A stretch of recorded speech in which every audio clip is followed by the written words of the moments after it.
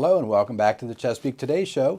Got that special interview, and today it's none other than our new kitchen manager, Chef Brad Plaga. Brad, great having you with us today. Thank you for having me. I appreciate it. Good. Well, Brad, it's been a delight for me and so many of us to see you over the last few weeks, getting acclimated, connecting so very well with the residents. So I hope this first few weeks has been a good experience for you. Definitely. It's every day it's felt like a growing experience and just creating new bonds and, even with team members and associates throughout the building. And Yeah. It's a big family to get to know. Sure. Absolutely. Well, let's go back maybe in time. Where are you originally from? Residents love to know about our background, so why don't you walk me through a little bit about your early upbringing and maybe where you went to school? Yes, so I was originally born in Louisiana. My mother, she was a hardworking single mother up until about the age of 10 when my stepfather, made a great impact on my life, and he's been part of my life ever since, and just a great experience from at an early age moving from Louisiana to Germany, from Germany to Alabama, Alabama to Texas, Texas to Kentucky, Kentucky to Virginia. So the stepfather came into your life then when you were 10? Yes, sir. And then was it his career that caused those moves, or what happened there? Yes, sir. He met my mother in Louisiana, and they had, of course, a great relationship, and eventually got married there in Louisiana, and then we moved, very shortly fairly short amount of time after that to Germany, and that's where I started school. Well, not started school, but that's where I spent most of my elementary time was in Germany. And was he military based, or was it his occupation that took him to Germany? He retired as a Chief Master Sergeant in the Air Force. Okay. He did 32 years. Normally you can only do 30, but he was, I guess, such an important guy that they declared by an act of the Pentagon to keep him into the service for 2 more years. Impressive. So that was, like you said, impressive, and also just showed me how hard work and dedication can really pay off. For a young boy at age 10, then to all of a sudden witness this man having that role model, that's wonderful. Yes, do you have any siblings, any brothers, sisters? Yes, so I have a younger brother who is about 30 years old, then I have a sister that's 2 years older than me, and then 2 stepbrothers that are 50 and 54, believe it or not. And are they all spread out, or any in Louisiana? Where are they living? So my sister's living in Okinawa, Japan for the 2nd time in her life because she married a colonel in the Air Force. Okay. And then my stepbrothers both live in Maryland, and then my half-brother lives here. Okay, someone close already. Right around the corner. Fantastic. So high school years then, were you in another country, or where were you during your high school years?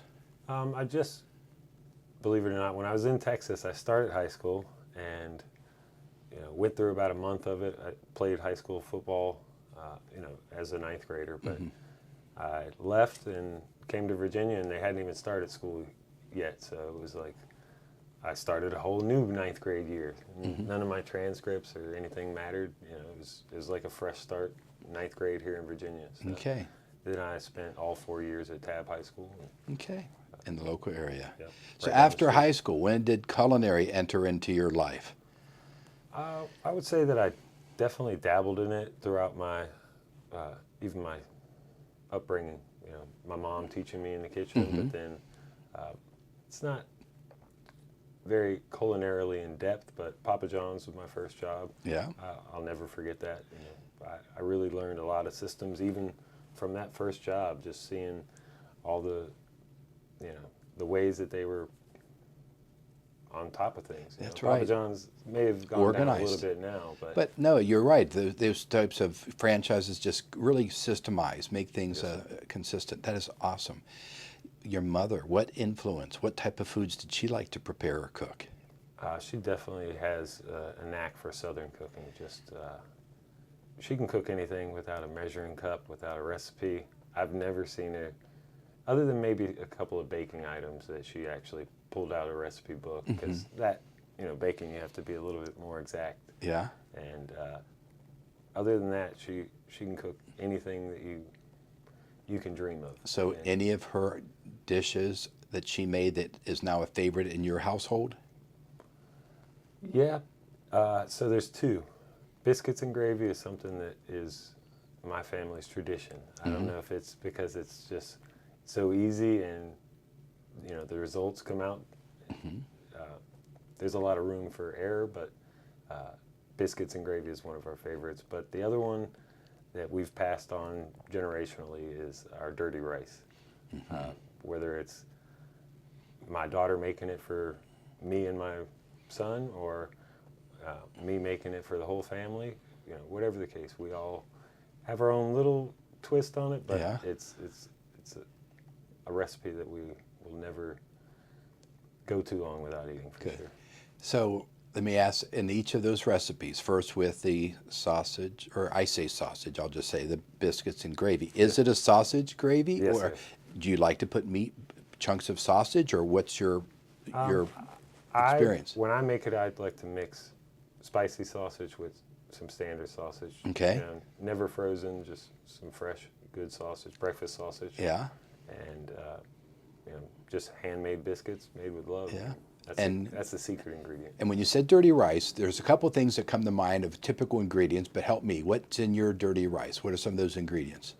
Well, I also like to add pork into mine. My daughter, she prefers to just do beef.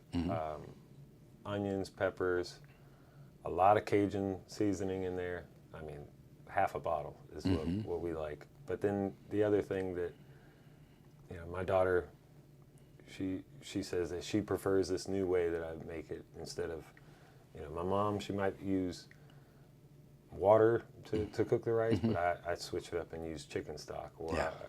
even a beef stock to change it up. And I think that beef stock in there, and I use a pressure cooker now, so it's even evolved throughout time. But using a pressure cooker and beef stock, just that flavor Makes it right. Yes. Yeah. My wife is a huge lover of pressure cooking and does so much, and it is amazing what it does for both flavors, texture, tenderness, And just- time.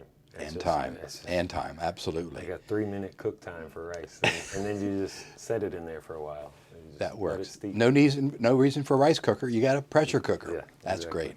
So let me go back to Papa John's, a work experience. Let's keep on your culinary track. Yes, What sir. else types of experiences and any extra training? Help us with that. All right, so, like I said, that was very early on, a small window into the culinary world, but I think that my first job where I could actually say that I was a cook and that, I was inspired by the people around me. I had chefs that actually taught me was Olive Garden, right down the street on Jefferson Avenue. I have spent about 3 years there. I met the mother of my children there. It's just been a part of my life since I was 21. The family that they formed there and the people that I worked with, we're still friends today. I mean, other than, I met the mother of my children there. Also, I have best friends to this day that were line cooks with me. There's members of that family that are actually DNA blood family, and there's about 6 of one family and 5 of another family, all included in that Olive Garden family. Yeah. And it's really just seeing that was able to show what it really means to have a family or work at a place that really embraces everybody. Well, and I can imagine when you have that experience of such connectivity and you're performing work you love to do and you're making people smile with food, that's a nice chemistry. Yes, sir. So very nice. So from Olive Garden, next work experiences, where did you move towards? And So I spent quite a while at Olive Garden as my first kind of restaurant job.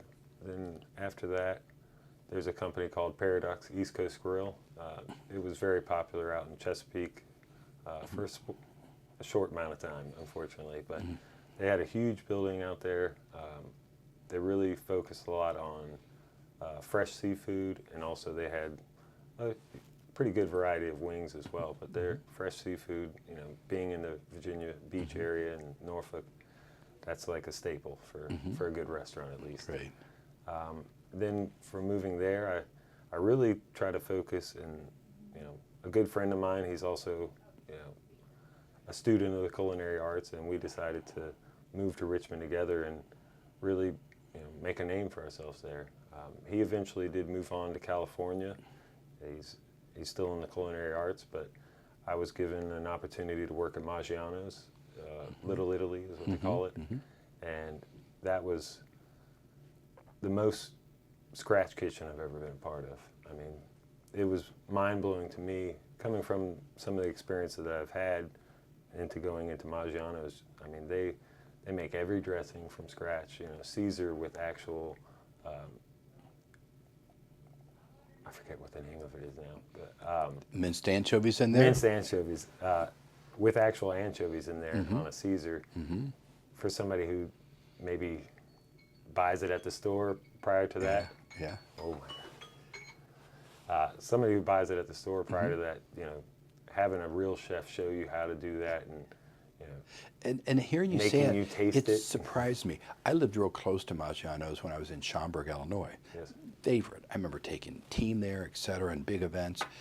And I just remember that Italian food, and it was delicious. I would have never guessed the scratch and that Yes, that sir. you're describing. So Maggiano's, Olive Garden. I think you also had worked at P.F. Chang's. Yes, sir. Those were, you had scratch cooking, you had systems, etc. So what are some of those things that you learned from those restaurant experiences that will help us? What are some things you're really focusing on? Well, I would say that, of course, I gathered a lot of information from each experience. But I would say the place that I could draw from the most, we haven't mentioned yet, was my time at VCU. Okay. So it's very similar in, it is a campus. There are, people that are most likely going to eat within their establishment. Of course, there's a one-off that, somebody may go off campus or they get food delivered and things like that. But it's very similar, I see, in the way that there's a meal plan, there's different waves of its, at the beginning of the month and at the end of the month, it's just, it's different interactions. And knowing those patterns, it really, I think it really falls in line from VCU to this establishment, just to know that those patterns, know those systems, and I think that if they can do it on the scale that they do at VCU, and we're trying to do it here on slightly smaller scale, it's just a matter of filling in those gaps, and the equations are still the same. Yeah. But and the systems are still the same. It's just slightly smaller scale. Yeah. Well, and what I hear you say, and I think residents will appreciate this, VCU, a college campus, or even another time or whatever, you got that consistent customer group, Yes. but you're still trying to create that experience, that enjoyment, that joy. Then you take this restaurant experience where you're going to have some people come in occasionally. You have some regulars, Yeah. but a very different. But what outcome you're trying to do, and what you're now really, transcending, is how to help our residents have that experience of consistency, quality, plus some fun.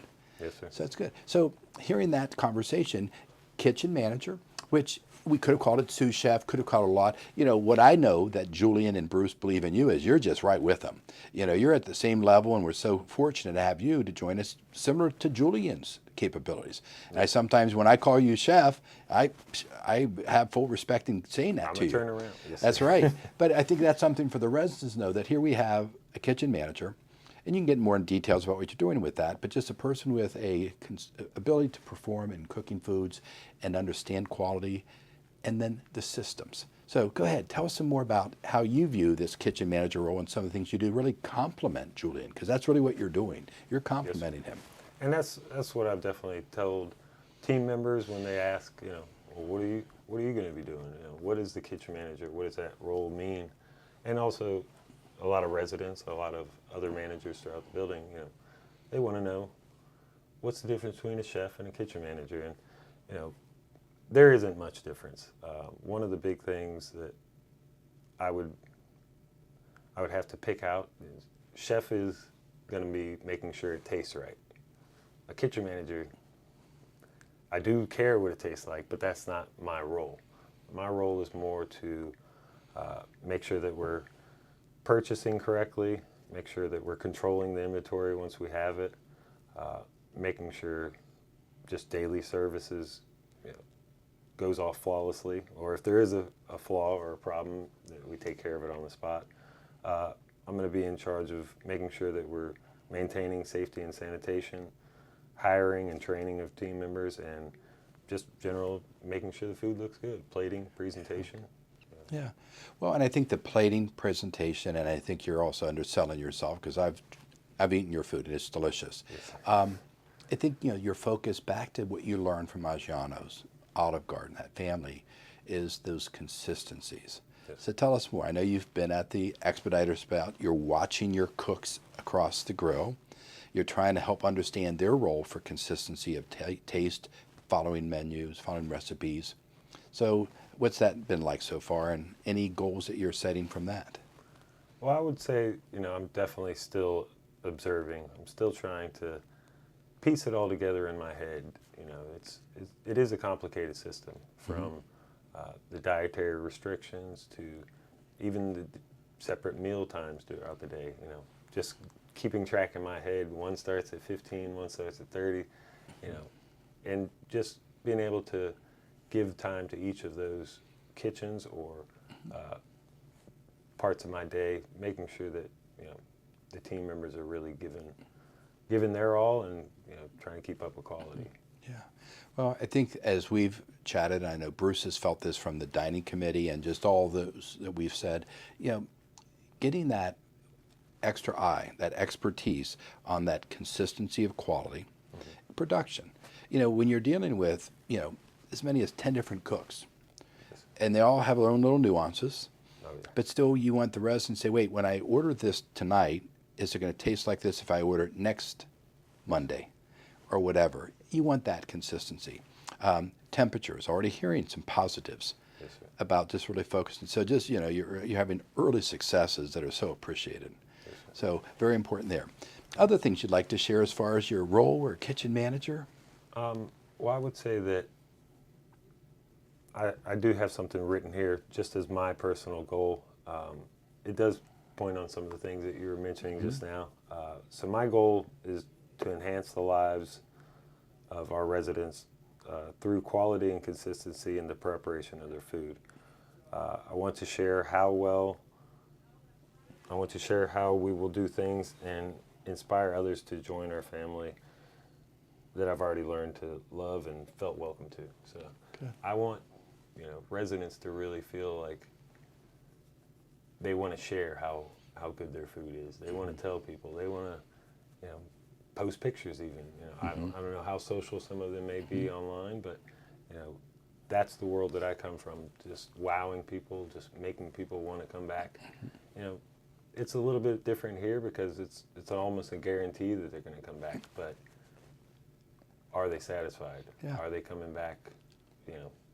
Comment cards for me, I only want to see positive ones. So I know the other ones exist, but that's what I'm here to change. Is, minimize the negative and hopefully increase the positive comments and just provide a great service to all the residents and all the team members and staff members as well. And the family members and guests who come, because that's really what you're helping to do. You're helping to excite them to ask that friend, that old neighbor across the street, come on and have a meal with me. And and that's what makes this reputation so positive for us. So excellent job there. So and I think about your role and your place of work. They're just so fitting for us. Can I take a moment and let's hear a little bit about your children? I think you've got a daughter graduating this year. So why don't you share with us your family? Well, I have a beautiful, mature young woman about to graduate in about 2 weeks, less than 2 weeks, believe it or not. She is part of a magnet program at Warwick High School for nursing, and now she's unfortunately realized that she doesn't really like nursing. I think that the bodily fluids and things bother her, so she may be better suited for something else Okay. in the service world. Better find out sooner than later. Yeah. Okay. But obviously, with her in that program, just shows her commitment to education and a very bright young woman. Yeah, I mean, she definitely, she had a plan coming into college.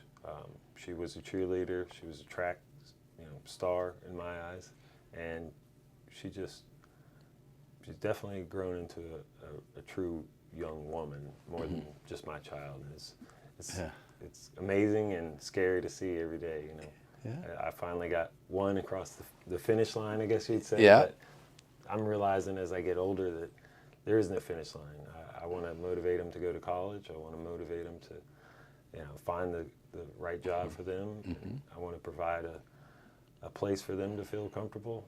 I think that I left my house the day I turned 18 because I didn't feel like my parents' rules aligned with my rules, and they were coming down on me and things like that. And I just want to provide for my kids an environment where they never feel like they shouldn't be there, or they don't want to be there. Yeah. If anything, I hope they fear the day that they leave. Yeah. Well, I think as you are a proud father and a great parent, that will be true. So beyond your daughter, do you have other children?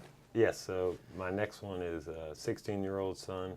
He is a mixed martial arts star. He's blue belt currently, and he's, if you ask him, he thinks he's tougher than me. Everybody knows I'm a very tall guy, but, skinny guy, but he's the broadest shouldered guy. He's And how tall is he? he's 6 foot right now, and he's 16. So he may not get up to my height. Because you're what, 6'5"? 6'6", yeah. 6'6", goodness, okay. But then his little brother, I don't know how, but his genes said that he's going to be 7 feet tall. They can measure your femur when you're about 5 years old and do some math and figure out, based on everybody else in the United States, that if your femur is this big when you're 5 years old, you're going to be 7 feet tall. So, but he's a gentle giant. He couldn't even do martial arts like his brother. And how old is he? He can't hurt anybody. He's 12. He's And 12. he's- So what interest does he have? He loves sports, but he doesn't have a mean bone in his body. He's a very empathetic young man. He cares more about everybody else around him than whatever he's got going on. And I can definitely tell where he gets that from. I focus a lot more on the people around me, maybe even than myself sometimes. So Yeah.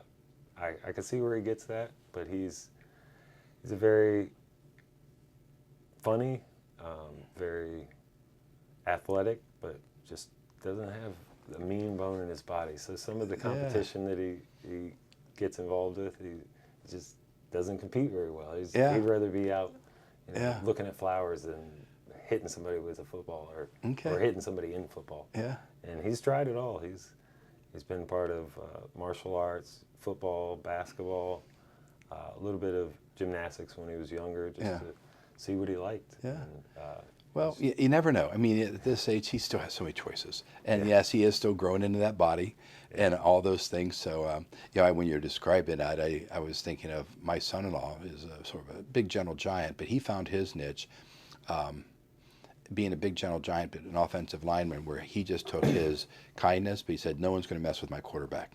And this became, 4-year star from all the way through college each year and several accolades there. But that was what he grew his size into, and then obviously had the bulk because he really became a big guy in his weightlifting.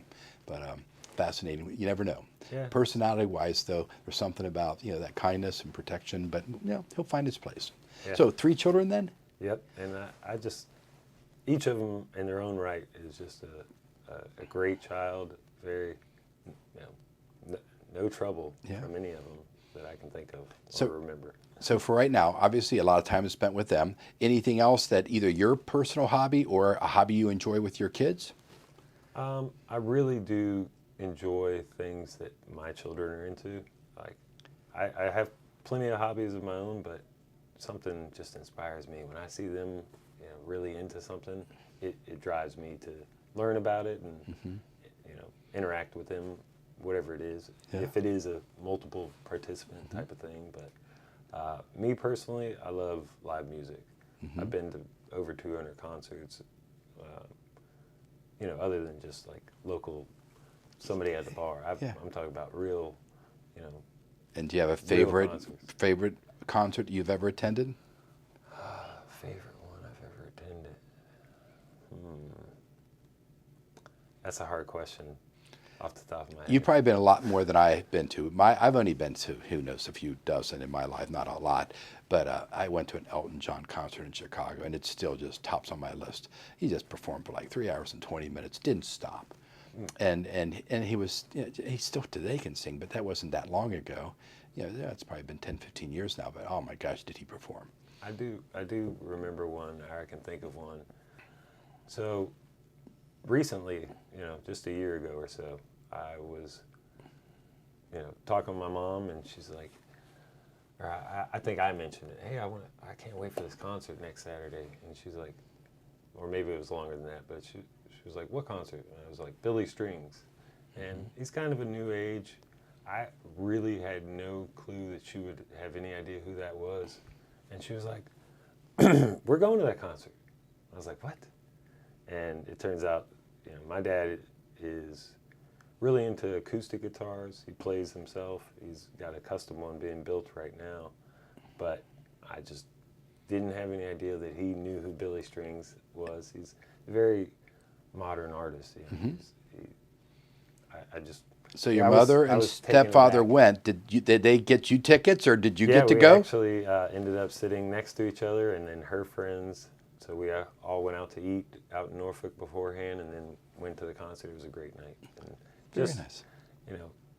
Taking something I love, my passion, and including a family member, as I said with my children, it's just that makes it so much better. So Good. I would have to say that's my favorite. Just And that's rocking good. the night away with my parents. That's cool. I could see a picture right now. That's amazing. Yes. Very nice. Well, Brad, I think for all of us, we're just so happy you're part of this family, and just help us to make it even a more richer, more meaningful family to you and to all who are here. I know you're going to do phenomenal things in our culinary team. So just know that this interview, let it mark a period of time, because you're just going to continue into the future, make us better. We'll have to come back again, have you on the show. Maybe we interview you and Julian both, because that could be fun. We could sort of set up a little a Q&A. We could sort of test the two chefs, find out what their favorite foods are, what their go-to. There's just some things we could play off, so we may have some fun with that. But good. again, give me some heads up. I'm not so great on my feet, but I think you'll be fine. You'll be fine. And again, I don't think my executive producers would give you too much of a heads up unless they slip you something, because they like to surprise us too. And we've done that on this show, but we're fine. Well, anything else you'd like to add before we sign off? No, I did have a couple of fun facts that I wanted to share. Go ahead. And they're all culinarily based. So I've seen your show before. I watched every episode to make sure that I knew what I was getting myself Every into. episode, oh my gosh, you are a glutton for punishment. Now, Candace and Isaiah, when they do it, they're phenomenal. Me, you just tolerate me. So I noticed a few of the episodes, they had some fun facts to share. Okay. I couldn't go without mentioning these ones. I'd be remiss. Okay. All right, so oldest cookbook ever created, 1700 BC. 1700 BC. What language was it in? Cuneiform. Hieroglyphics? Cuneiform. Ooh, okay. And it was in ancient Babylon. Okay. So some of the dishes on there were meat stew, poultry, and even vegetarian dishes all the way back then. Okay. I don't know that they called it vegetarian. They would just... But it was. Yeah. Okay. Most expensive spice in the world, do you know? Gold. Spice. Okay, because gold does sometimes go in food. So I was. Well, that's true. Spice. That is very true. So you can't have gold in there, but it's maybe not spice. I don't know. Saffron. Saffron. Okay. $500 to $5,000 a pound. Okay. And now I've only ever purchased it in half-ounce containers, Yeah. and it was like $100 for a little tin, like a thing of mince. You would So that's true. So next time I eat saffron rice, I'm going to question: is it really saffron? it probably is It could not. just be yellow. Could just be yellow coated. Okay. So fascinating there. it's made from the dry stigma of a saffron crocus. So they literally have to hand pluck every Yeah. piece of the crocus. So I thought that was amazing. I have used it before, and it is very powerful. Okay. One, you can put 2 little flakes in maybe a huge pot of rice, like you said, the yellow rice, and just those 2 little pieces are going to change the entire flavor and, as you said, color instantly. Okay. All right, my last one. This is just a quick fun fact. Average American spends 37 minutes a day in the kitchen. So imagine that for every resident in this building times 2 meals, 3 meals for some of them. Yeah. That's how much we spend in the kitchen downstairs. Yeah. And you look at the productivity and the staffing that we have to produce the number of meals we have. Yeah. So those number of meals and our raw food budget, so many more facts about us, but those are neat to hear. Yes, sir. So yeah. So I guess sometime if you're ordering saffron, and I'll ask you what safe you're storing it in your office. we actually did, throughout different restaurant settings, they have cages where you keep things, a cage inside the freezer Yeah. or inside my office. Yeah. Like they kept that Yeah. in the So chef's saffron. office. See, I mean, truffles is another thing I'm thinking of about the pricing of truffles, Oh, yeah, and that can also be up there. Oh yeah, that's crazy. They Yeah. have dogs that are bred just to go out and find truffles. Yeah. Well, great. those are fun conversations we're going to have more of. Yes, So sir. that is neat. Well, Brad, thanks so much for being a part of us, being a part of this conversation, this interview today. I know residents have enjoyed it. So until next time, thank you for being with me and our new kitchen manager, Chef Brad Plaga. Thank you.